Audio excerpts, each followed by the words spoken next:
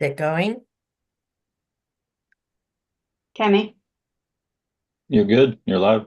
thank you. Thank you.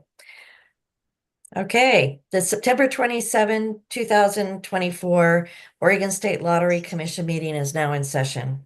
It's noted for the record that commissioners are attending this meeting via the web, and a quorum of commissioners is present for today's meeting. Today's meeting is being live streamed on the internet, and a link is posted to the Oregon Lottery website. Will the clerk please call the roll? Commissioner Ramirez, Here. Commissioner Weller, Here. Commissioner Wilcox, Here. Chair Sathoff, Here.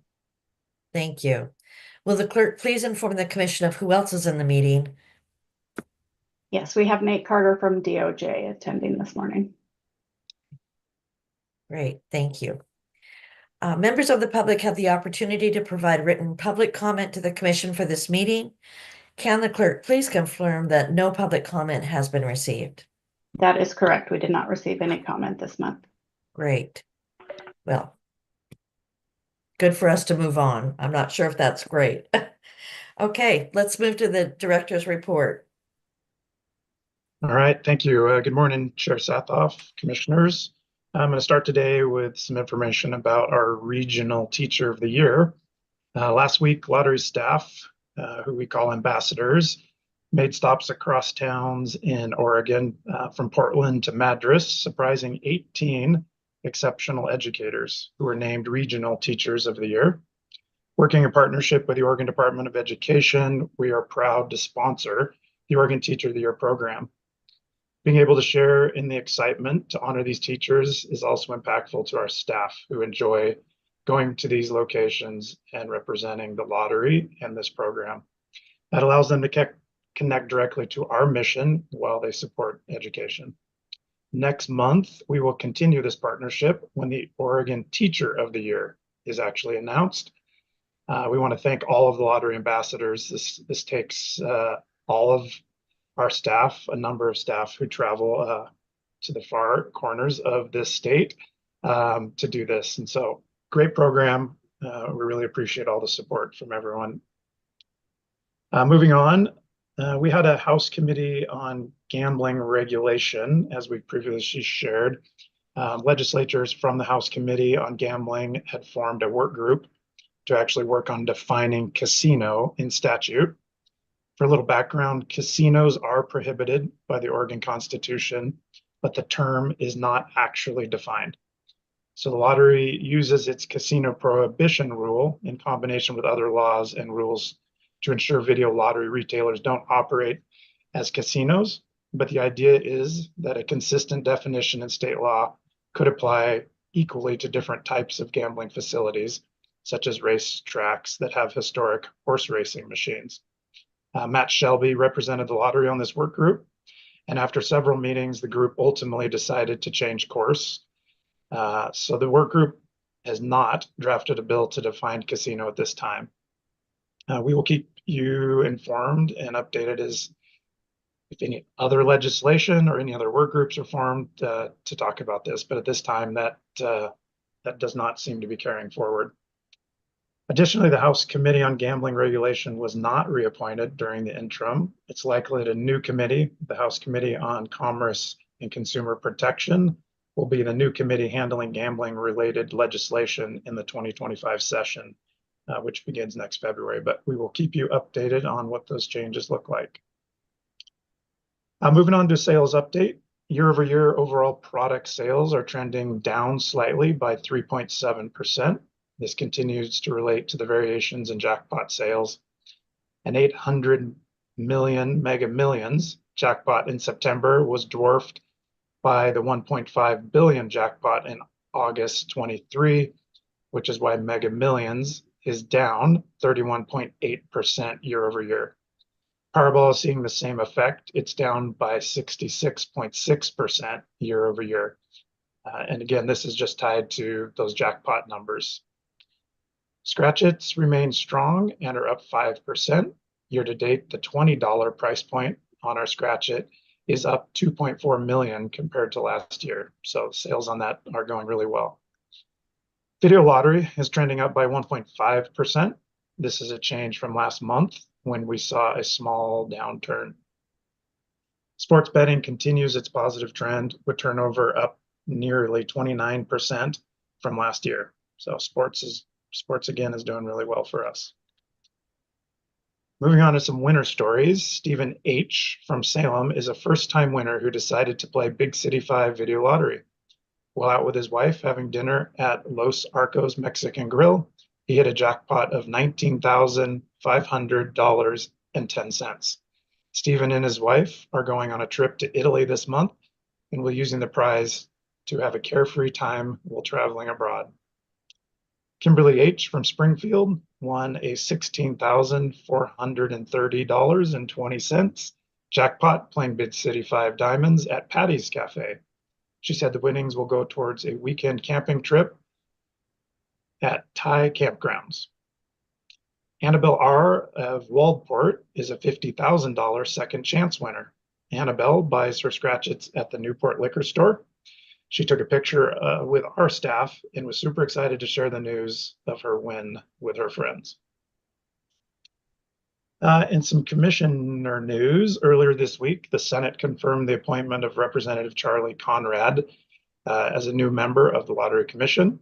He will be joining the commission effective January 1st, filling the seat, the vacant seat of Commissioner Malene Patel, who has been on the commission for some time and has ended his term.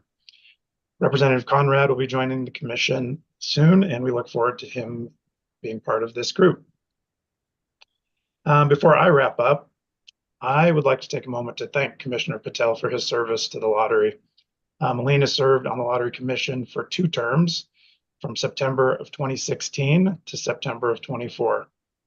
He's been a member of the Lottery's Audit Committee since 2020 and has served as the chair of that committee since January of 24.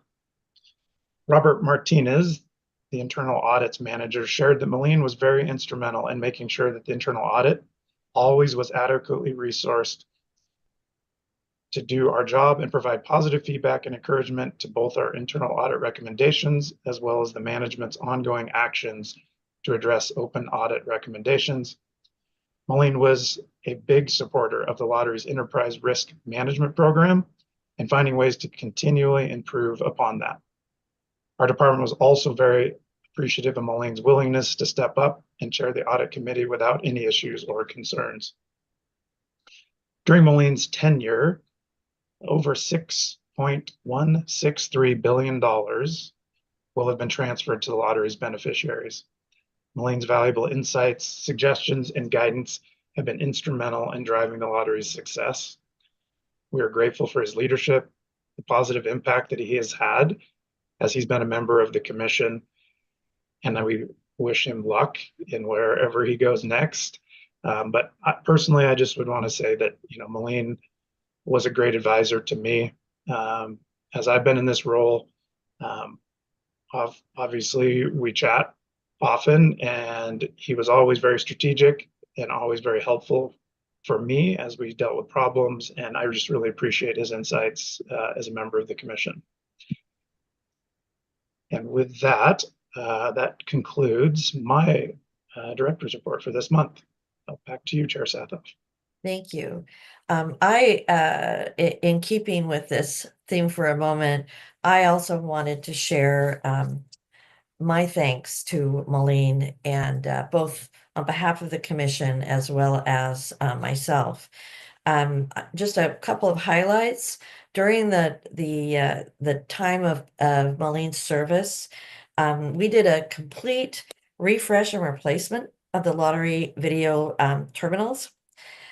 We launched the online sportsbook, I think as Mike might have mentioned, and subsequent transition to DraftKings as our official provider.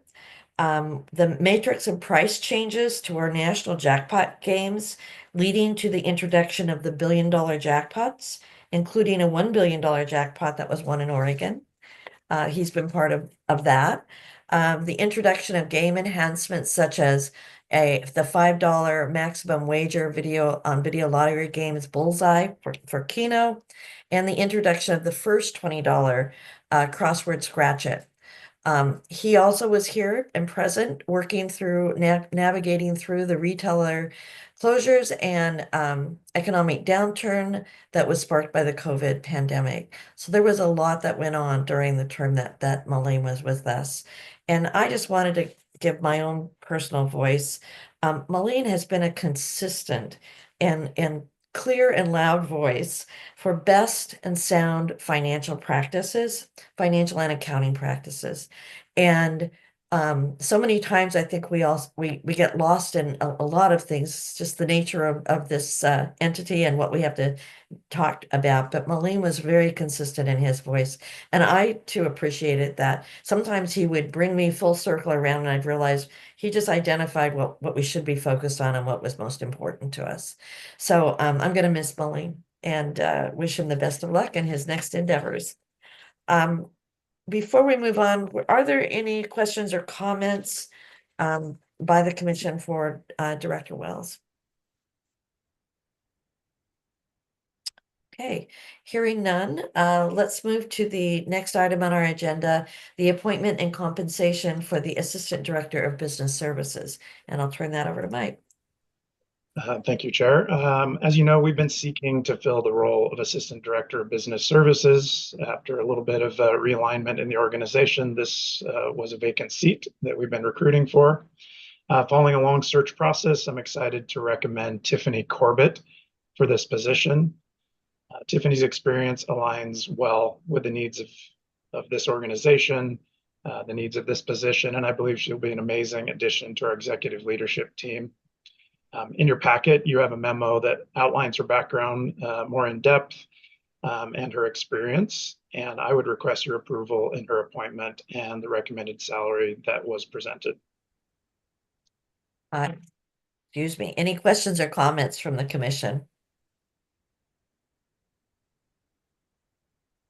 I might point out that the Tiffany's background and resume, I'm incredibly impressed with the scope of what she's done in her career, and I look forward to what she'll bring to the lottery as fresh eyes and helping all of us. So with that, is there a motion to approve the appointment and compensation of the Assistant Director of Business Services?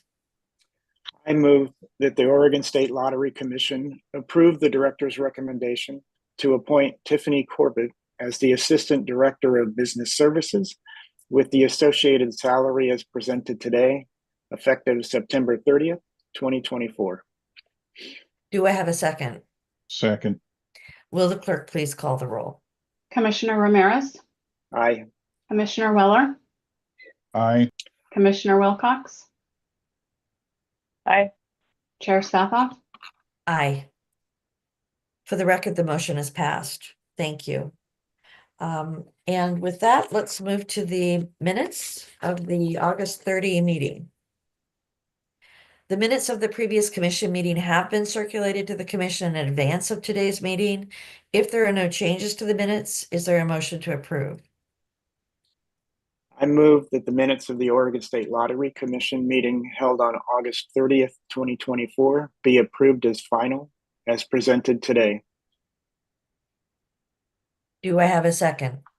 Second. Second. Thank you. And will the clerk please call the roll? Commissioner Ramirez, Aye. Commissioner Weller, Aye. Commissioner Wilcox, Aye. Chair Sathoff.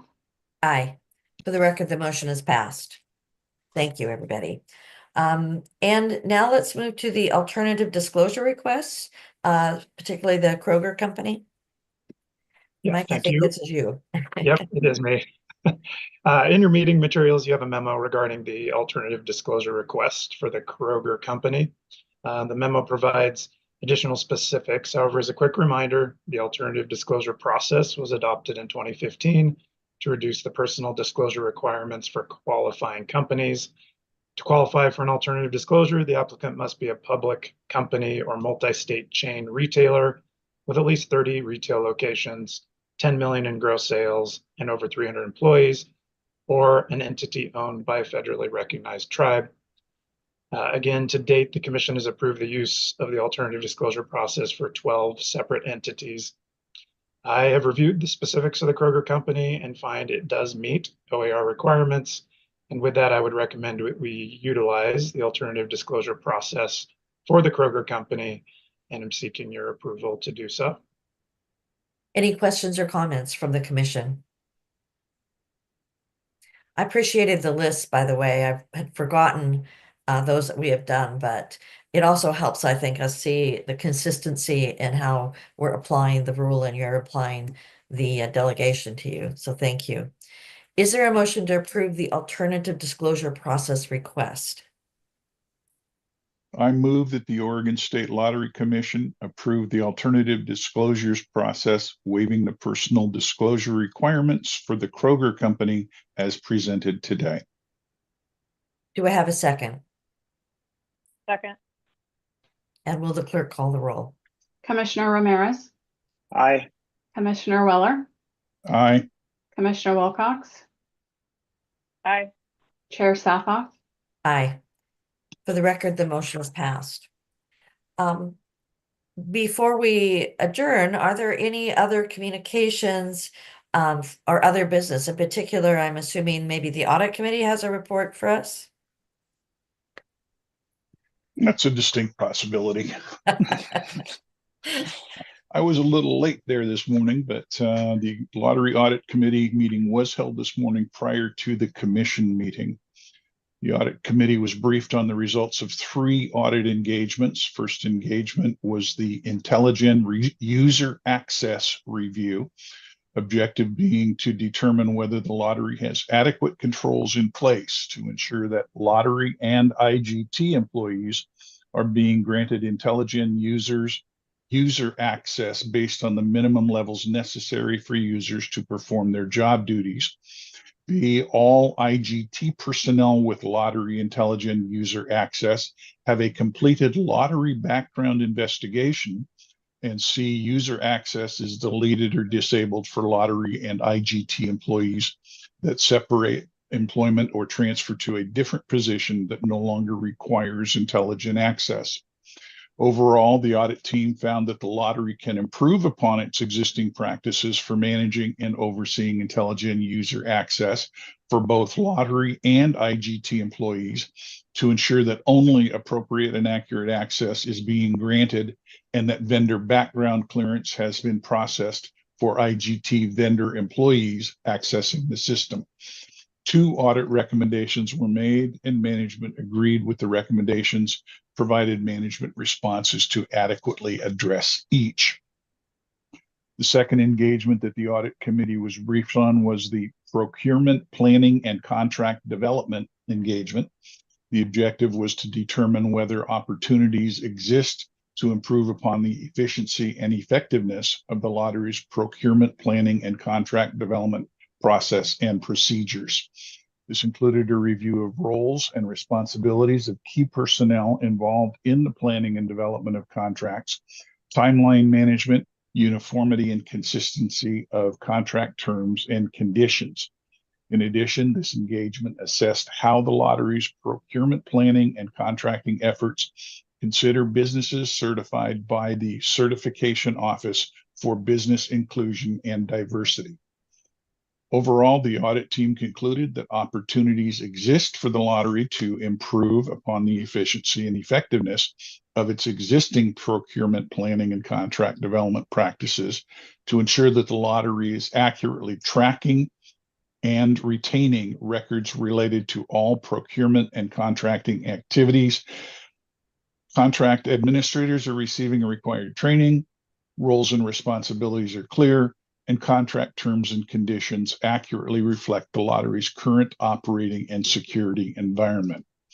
The audit team also noted that the lottery could further improve upon its efforts to increase contracting opportunities with vendors certified by the Certification Office for Business Inclusion and Diversity by making a concerted effort to solicit these vendors for specific goods or services where a significant pool of vendors exists. Total of 5 audit recommendations were made, and management has developed the necessary actions to appropriately address each recommendation. The third engagement that the audit team presented was the internal quality assessment review. The objective being to determine the degree to which the internal audit activity conforms to the guiding principles of the Global Internal Audit Standards released in January 2024. Overall, the results of the internal assessment found that the lottery's internal audit department generally conforms with the Global Internal Audit Standards. The result generally conforms represents the highest possible rating and indicates that an internal audit activity or department has established relevant structures, policies, and procedures, as well as the processes by which they are applied. No opportunities for improvement with the Global Internal Audit Standards or non-evidence of conformance were noted. Lastly, the committee, excuse me, received an update on 2 audit engagements that are currently in progress and a status report on the completion of internal audits calendar year 2024 audit plan. This concludes my audit committee update. Thank you. Thank you, Commissioner Weller. Any questions or comments? Jeff, my memory is that you also kind of get the overall picture of the plan for the year and their progress going forward. And just a question, if not, we can do this as a follow-up. Is the audit committee comfortable with the progress on the overall plan and the resources needed to complete that plan? I believe they are. Both Commissioner Ramirez and I attended that meeting, and a couple of questions were asked. He got to ask them because he got in there first. But I had similar questions. The questions that we did have primarily related to follow-ups in terms of the recommendations that they had made, to which our management team has started setting processes in place and appropriate changes. I believe that there was one change to the planning calendar. They have delayed one project for specific reasons that were clarified and appropriate as far as I'm concerned. And I believe they are progressing. There are a number of areas that they are addressing, and they presented us with the audit plan for the moment and its status. And with the completion of 3 of the projects, there's only a few of them left that they are continuing to work on, and they have target dates on them. Great. Sounds like they're on target. I believe so, okay. yes. If there are no other questions or comments, I believe this concludes today's meeting of the Oregon State Lottery Commission. The next meeting is scheduled for Friday, October 25th. And I want to thank you all for attending this meeting. The meeting is adjourned. Thank you, guys. Thanks, everybody. And by the way, Commissioner Ramirez, I know you got in there before I did, but I have no problem with that. The questions got asked and answered, so that's the important part. Thanks, everyone.